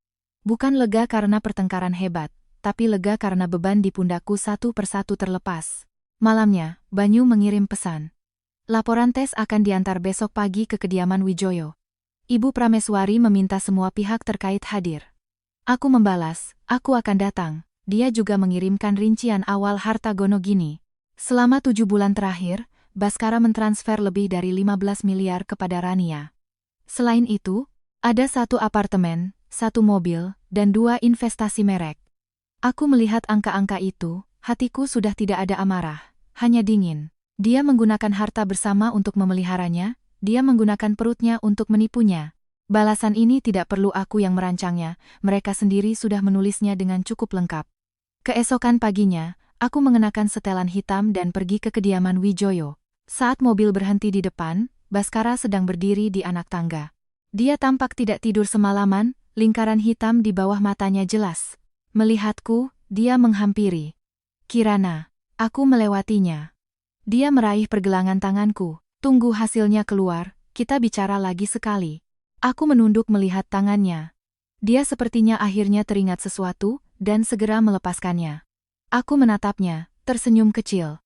Baskara, Apapun hasilnya, kita tidak ada yang perlu dibicarakan lagi. Cahaya di matanya perlahan padam. Aku membuka pintu dan masuk. Di ruang tamu, Rania sudah ada.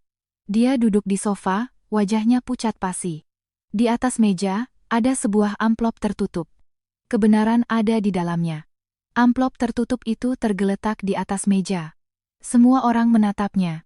Rania duduk di tepi sofa, kedua tangan memeluk perut, kuku-kukunya hampir menancap ke dalam roknya. Baskara berdiri di dekatnya, tetapi tidak menyentuhnya. Jarak ini sangat subtil. Beberapa hari yang lalu, dia masih secara tidak sadar melindunginya. Sekarang, dia berdiri setengah langkah darinya. Ibu Prameswari duduk di kursi utama, wajahnya tanpa ekspresi. Banyu dan pengacara keluarga Wijoyo ada di sana. Notaris memeriksa nomor dokumen, nomor sampel, semuanya cocok, segel utuh. Rania tiba-tiba berdiri. Saya tidak mau lihat. Semua orang menatapnya. Air matanya jatuh. Ini terlalu memalukan. Baskara, kalau kamu masih percaya padaku, jangan dilihat. Baskara tidak berbicara. Dia melangkah mendekatinya, meraih lengan bajunya. Kamu bilang akan melindungiku. Baskara menatapnya, suaranya rendah. Aku juga bilang, aku butuh hasil. Tangan Rania perlahan terlepas. Dia akhirnya mengerti, air mata tidak bisa menyelamatkannya lagi. Dokumen dibuka. Notaris menyerahkan laporan itu kepada Ibu Prameswari. Ibu Prameswari tidak melihatnya, langsung mendorongnya ke arah Baskara. Kamu lihat sendiri. Baskara mengambil laporan itu. Tangannya stabil, setidaknya pada awalnya. Tetapi ketika dia melihat kesimpulan kunci, jarinya bergetar hebat. Kertas itu mengeluarkan suara gemerisik pelan. Rania menatap wajahnya lekat-lekat. Baskara mengangkat kepala menatapnya. Tatapan itu sedingin pisau. Kenapa? Wajah Rania seketika pucat pasi. Dia menggeleng. Tidak mungkin. Baskara membanting laporan itu di depannya. Pendapat ahli, mengecualikan Baskara Wijoyo sebagai ayah biologis janin. Ruang tamu hening mematikan. Istri paman kedua menarik napas kaget. Bibi ketiga langsung memaki, tidak masuk akal. Rania mengambil laporan itu, menggelengkan kepala dengan panik. Tidak mungkin. Pasti kalian berbuat curang pada sampelnya. Ibu Prameswari berkata dingin, pihak ketiga menjadi saksi, sampel disegel sepanjang proses. Kamu masih mau menyalahkan siapa? Rania menatapku. Itu kamu, Kirana Dewi. Kamu yang menukar sampelnya. Aku tertawa. Apa aku pernah menyentuh sampelnya? Dia tidak bisa menjawab. Banyu menunjukkan catatan proses. Ibu Kirana selama proses tidak pernah bersentuhan dengan materi pengambilan sampel. Rumah sakit, pihak notaris, dan lembaga tes semuanya punya catatan. Rania seperti kehilangan semua kekuatan, jatuh kembali ke sofa. Baskara berdiri di tempat, wajahnya pucat pasi. Dia menatap Rania. Anak itu. Anak siapa? Rania menangis sambil menggeleng. Aku tidak tahu. 3 kata itu keluar, bahkan aku pun tertawa. Tidak tahu. Dia berani membawa perutnya untuk memaksa masuk istana, berani lari ke rumah Wijoyo untuk mengabarkan berita, berani memintaku memberi jalan untuk anaknya, dan hasilnya dia bilang tidak tahu. Suhu terakhir di mata Baskara lenyap. Rania Lestari, suaranya sangat pelan, tapi membuatnya bergidik. Kamu selama ini menipuku. Dia menerjang, memeluk kakinya. Baskara, aku tidak sengaja. Waktu itu aku terlalu kalut. Aku kira anak itu anakmu, sungguh. Aku kira. Kamu kira. Dia menunduk menatapnya. Kamu membawa anak yang kamu kira itu dan memintaku bercerai? Rania menangis hingga kehilangan suara. Aku mencintaimu. Aku hanya terlalu ingin bersamamu. Baskara menendangnya. Dia jatuh ke lantai. Kali ini, tidak ada yang menolongnya. Aku melihat adegan ini, hatiku tidak merasa senang, hanya merasa absurd. Seorang pria demi apa yang disebut cinta sejati menghancurkan pernikahannya, pada akhirnya menemukan bahwa cinta sejatinya dari awal sampai akhir hanya menganggapnya sebagai alat tawar. Tapi ini bukan tragediku lagi. Ini tragedinya. Ibu Prameswari angkat bicara. Mulai hari ini, keluarga Wijoyo tidak akan mengakui kedua anak ini. Uang dan harta benda yang diambil Rania dari Baskara, pengacara akan menuntutnya satu persatu. Rania mendadak mengangkat kepala. Itu Baskara yang memberikannya secara sukarela. Banyu menyambung. Jika melibatkan pemberian harta bersama dalam pernikahan, Ibu Kirana berhak menuntut kembali bagian miliknya. Dia menoleh dan menatapku tajam. Kamu sudah bercerai, kenapa masih mau menghabisiku? Saat kamu mengambil uangku, kamu tidak berpikir aku akan menuntutnya kembali. Kataku. Wajahnya berkerut. Kamu kekurangan uang sebanyak itu? Kalimat itu keluar. Semua orang menatapnya. Aku perlahan berjalan ke depannya. Rania, inilah bagian paling menjijikkan darimu. Kamu merasa aku kuat, jadi aku harus membiarkanmu. Kamu merasa aku punya uang, jadi aku harus memberimu. Kamu merasa aku bisa menanggung beban, jadi menyakitiku tidak apa-apa. Aku berjongkok, menatap matanya. Tapi hari ini aku beritahu kamu, barangku. Bahkan jika aku tidak mau, bukan giliranmu untuk mencurinya.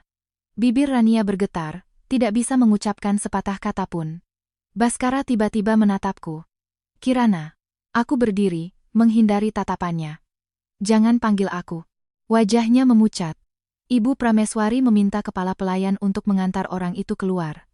Rania tidak mau pergi.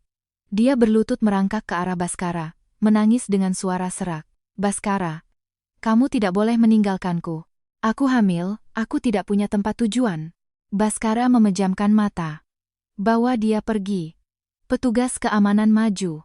Rania tiba-tiba menjerit. Baskara Wijoyo, atas dasar apa kamu merasa jijik padaku? Saat kamu mengkhianati Kirana Dewi, kamu juga sangat senang, kan? Kalimat itu seperti tamparan keras di wajah Baskara. Ekspresi semua orang di ruang tamu berubah. Wajah Baskara pucat pasi. Rania masih tertawa, tawa bercampur air mata. Sekarang kamu pura-pura jadi korban apa? Kamulah yang bilang dia terlalu dominan. Kamulah yang bilang dia tidak butuh orang untuk menemani. Kamulah yang bilang bersamanya melelahkan. Aku berdiri di tempat, mendengarkan kata-kata ini. Jadi begitu. Baskara bukan hanya hilaf sesaat. Dia sudah lama menceritakan kelelahannya dalam pernikahan kepada wanita lain.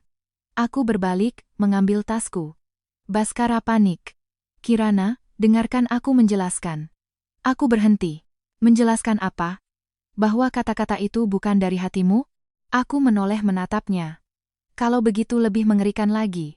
Dia tertegun. Jika itu bukan dari hatimu, tapi kamu menggunakannya untuk membujuknya ke tempat tidur, Baskara Wijoyo, kamu lebih kotor dari yang kubayangkan. Wajahnya kehilangan semua warna darah. Aku mengeluarkan sebuah dokumen dari tas, meletakkannya di atas meja. Karena hari ini semua orang sudah berkumpul, sekalian kita bicarakan hal selanjutnya. Ibu Prameswari menatapku. Aku berkata dengan tenang, perhitungan harta Gonogini. Rincian tebal di atas meja itu kudorong ke depan Baskara. Mulai hari ini, kita hitung satu persatu. Baskara melihat rincian harta itu, wajahnya lebih buruk dari sebelumnya. Dia mungkin mengira tes DNA adalah pukulan terbesar hari ini. Tapi bagiku, itu hanyalah kebenaran tentang Rania.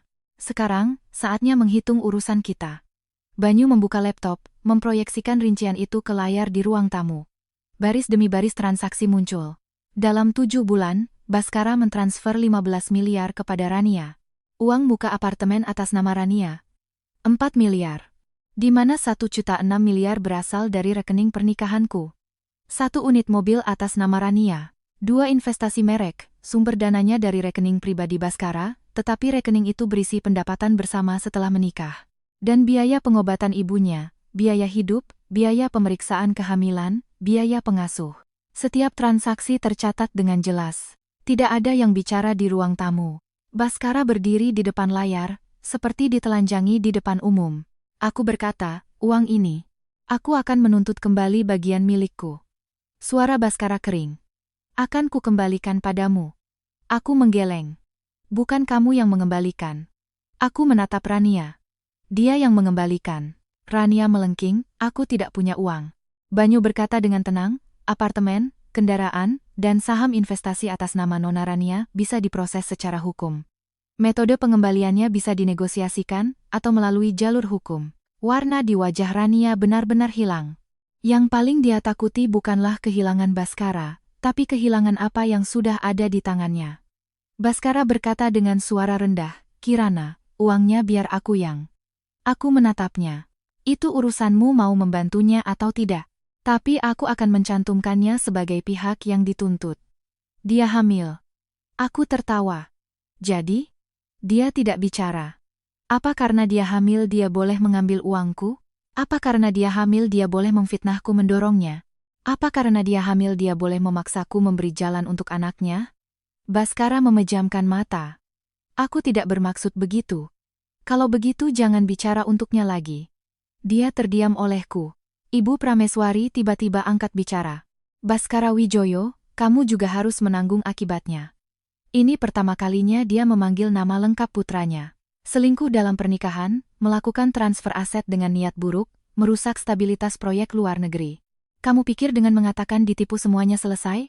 Baskara menunduk. Bu, aku tahu aku salah. Ibu Prameswari menatapnya dingin. Kamu tidak tahu. Kamu hanya sadar bahwa kamu juga dipermainkan. Kalimat itu sangat berat. Bahu Baskara sedikit bergetar. Aku menatap Ibu Prameswari. Dia lebih kejam dari yang kubayangkan. Tapi kekejaman ini datang terlalu terlambat. Kerabat keluarga juga mulai berubah sikap. Paman kedua berkata, Baskara, masalah ini harus dijelaskan pada Dewan Direksi. Proyek luar negeri sebentar lagi masuk tahap krusial. Tidak boleh terpengaruh masalah pribadi hingga IPO. Bibi ketiga juga berkata, Kirana setahun di luar negeri, proyek itu dia yang menstabilkan. Sekarang jadi begini, bagaimana pandangan investor? Orang-orang ini, dulu tersenyum padaku karena aku istri Baskara Wijoyo. Sekarang bicara untukku karena aku memegang otorisasi proyek, aku bisa membedakannya. Jadi aku tidak terharu. Aku hanya mengeluarkan dokumen lain. Otorisasi proyek luar negeri, aku tidak akan mentransfernya tanpa syarat kepada Wijoyo Group. Baskara mendadak mengangkat kepala. Kirana, subjek proyek bisa terus bekerja sama, tapi perlu menandatangani kembali perjanjian tanggung jawab. Jaminan pribadi yang sebelumnya kuemban atas nama Nyonya Wijoyo, semuanya kutarik kembali. Wajahnya semakin pucat. Ini akan mempengaruhi progres. Aku tahu. Investor akan mengevaluasi ulang Wijoyo Group. Mereka sudah mulai mengevaluasi. Aku meletakkan cetakan email di atas meja. Semalam aku sudah membalasnya. Baskara menatap email itu, matanya bergetar hebat. Kenapa kamu tidak diskusi denganku dulu? Aku bertanya balik dengan tenang. Saat kamu menghamili Rania Lestari, apa kamu diskusi denganku dulu? Dia terdiam. Kalimat itu seperti mengunci semua pertanyaannya. Rania tiba-tiba tertawa. Dia duduk di lantai, wajahnya penuh air mata, tapi tertawa dengan kejam. Baskara Wijoyo, kamu lihat. Dia sama sekali tidak mencintaimu. Dia hanya mencintai dirinya sendiri. Aku menatapnya. Dia tertegun. Aku berkata, aku akhirnya mencintai diriku sendiri. Kamu tidak terbiasa. Rania tidak bisa berkata-kata. Saat itu, terdengar langkah kaki dari luar. Seorang pria dibawa masuk oleh petugas keamanan, mengenakan jaket abu-abu, wajahnya panik. Rania melihatnya, seluruh tubuhnya seperti membeku. Baskara berbalik. Siapa dia? Ibu Prameswari berkata datar, bukannya kamu mau tahu siapa ayah anak itu? Pria itu kakinya lemas. Saya tidak tahu. Saya benar-benar tidak tahu dia hamil. Rania menjerit, diam kamu. Pria itu ketakutan mundur. Dia bilang kalau aku membantunya menukar sampel, dia akan memberiku 500 juta. Ruang tamu kembali meledak. Banyu menunjukkan rekaman panggilan. Ini adalah rekaman panggilan Nona Rania di luar toilet rumah sakit, serta tangkapan layar kesepakatan transfer selanjutnya. Rania benar-benar lumpuh. Ternyata pria yang dicarinya semalam adalah pria ini. Dia ingin menukar sampel. Dia tidak takut disalahpahami. Dia takut pada kebenaran. Baskara menatap pria itu, lalu menatap Rania. Anak itu. Anaknya. Pria itu langsung menggeleng. Saya tidak tahu. Kami memang ada hubungan waktu itu, tapi dia tidak hanya.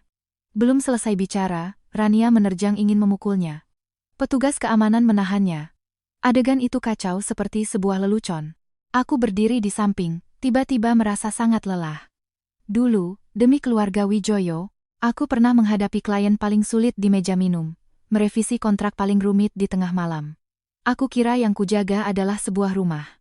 Sekarang baru tahu, di dalamnya sudah lama membusuk. Aku berkata pada Banyu, proses hukum selanjutnya, ikuti prosedur. Banyu mengangguk. Baskara menatapku, kamu mau pergi? Iya. Dia secara tidak sadar mengejar. Kirana, bisakah tidak berakhir seperti ini? Aku berbalik. Lalu kamu mau berakhir seperti apa? Dia tidak bisa menjawab. Aku membantunya menjawab, kamu mau aku menangis, mengamuk, bertanya kenapa, membuktikan bahwa aku masih mencintaimu? Wajahnya pucat transparan. Tapi aku tidak mau memuaskanmu. Matanya langsung memerah. Ini pertama kalinya aku melihat Baskara hampir menangis. Tapi aku tidak merasa kasihan. Saat aku keluar dari kediaman, hujan mulai turun. Air hujan jatuh di anak tangga, dingin menusuk. Baskara mengejar, suaranya pecah. Kirana, aku antar. Aku membuka payung. Tidak perlu. Sudah malam begini, kamu sendirian tidak aman. Aku menatapnya. Baskara. Saat aku sendirian mengurus proyek di luar negeri, aku pernah berjalan di jalan yang lebih malam dari ini. Saat itu, kamu di mana? Dia basah kuyup di tengah hujan, tidak bisa berkata-kata lagi. Aku berbalik pergi. Dari belakang, terdengar jeritan histeris Rania dan pertengkaran pelan kerabat keluarga Wijoyo. Suara-suara itu tersapu oleh derai hujan. Aku tidak menoleh sedikit pun. Sebulan kemudian, aku terbang kembali ke Dubai. Bukan untuk melarikan diri, tapi untuk menyelesaikan putaran terakhir penandatanganan proyek.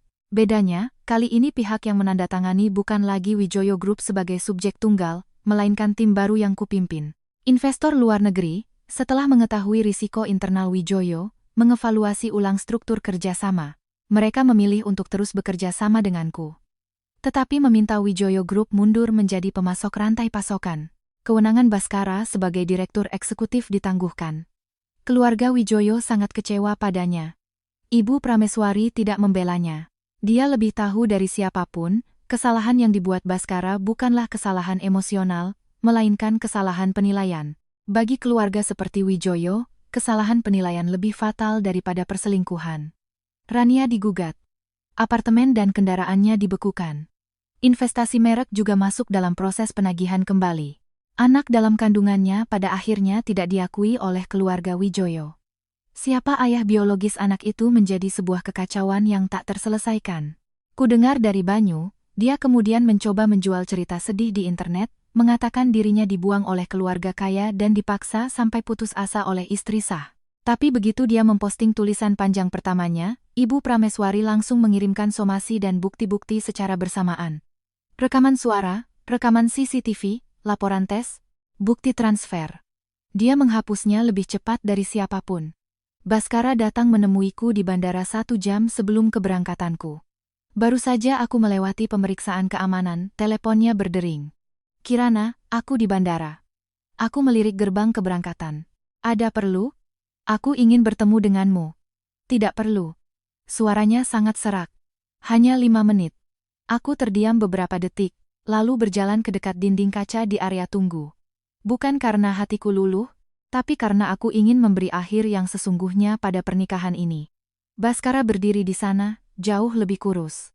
Setelannya masih mahal, tetapi auranya tidak lagi tajam. Melihatku, matanya langsung memerah. Kirana. Aku berhenti 2 langkah darinya. Katakanlah. Dia menatapku, seolah banyak yang ingin dikatakan, tetapi saat membuka mulut hanya tersisa 1 kalimat, maaf. Aku tidak merespons. Dia tersenyum pahit. Aku tahu, kamu tidak akan menerimanya. Tahu itu bagus. Dia menunduk. Suaranya bergetar. Sebulan ini aku terus berpikir tentang 5 tahun terakhir. Aku baru sadar, utangku padamu bukan hanya sebuah permintaan maaf. Email-emailmu dari luar negeri kubaca ulang semua. Setiap kali kamu bilang tidak apa-apa, sebenarnya selalu ada apa-apa. Waktu kamu demam itu, di lampiran email ada bukti pembayaran rumah sakit, aku waktu itu tidak melihatnya. Kamu bukan tidak melihat, kataku. Dia terdiam. Aku melengkapinya dengan tenang, kamu tidak peduli. Air matanya akhirnya jatuh. Dia mengakuinya. Aku tidak peduli. Aku pikir kamu selamanya bisa mengurus semuanya dengan baik. Aku pikir kamu tidak membutuhkanku. Kirana. Aku dimanjakan olehmu. Aku menatapnya. Kalimat ini terdengar seperti pengakuan dosa, tapi pada dasarnya masih sedikit melimpahkan tanggung jawab padaku. Aku menggeleng. Bukan aku yang memanjakanmu. Kamu yang memilih untuk menikmatinya. Wajahnya memucat. Aku melanjutkan, Baskara, kamu bukan anak kecil. Kamu tahu aku akan sakit hati. Kamu hanya merasa aku bisa menahannya. Dia memejamkan mata, air mata jatuh. Pengumuman di bandara memberitahukan penerbanganku mulai boarding. Dia panik. Kirana, jangan pergi. Aku menatapnya. Aku bukan pergi untukmu. Dia tertegun. Aku pergi untuk pekerjaanku, untuk hidupku, untuk tatanan baruku. Lalu aku tanyanya pelan. Aku tersenyum kecil. Kamu tetaplah di dalam konsekuensimu. Kalimat itu seperti pisau terakhir. Mata Baskara benar-benar hancur. Dia mengeluarkan sebuah kotak kecil dari sakunya, membukanya. Di dalamnya ada cincin kawin yang kulepaskan di bandara. Aku tidak tahu kapan dia mengambilnya. Mungkin jatuh di luar mobil hari itu, mungkin ditemukan di rumah kami kemudian. Dia memberikan cincin itu padaku. Aku menyimpannya terus. Aku tidak mengambilnya. Buang saja. Tangannya membeku di udara. Kirana. Aku menatap cincin itu. 5 tahun yang lalu, saat dia memasangkannya di jariku, aku benar-benar mengira akan punya sebuah rumah. Belakangan aku baru sadar, cincin tidak bisa mengurung pengkhianatan, juga tidak bisa menjaga hati. Itu hanyalah sebuah lingkaran logam. Mahal karena aku bersedia percaya. Sekarang, tidak ada harganya. Aku berbalik menuju gerbang keberangkatan. Tiba-tiba Baskara memanggilku, Kirana Dewi. Aku berhenti sejenak. Suaranya tercekat. Jika suatu hari nanti, aku benar-benar menjadi lebih baik, bisakah kamu menoleh ke belakang untuk melihatku sekali? Aku tidak menoleh. Tidak bisa. Di belakangku, hening lama. Aku memberikan boarding pass kepada petugas, berjalan masuk ke Garbarata. Cahaya langit di luar jendela sangat terang.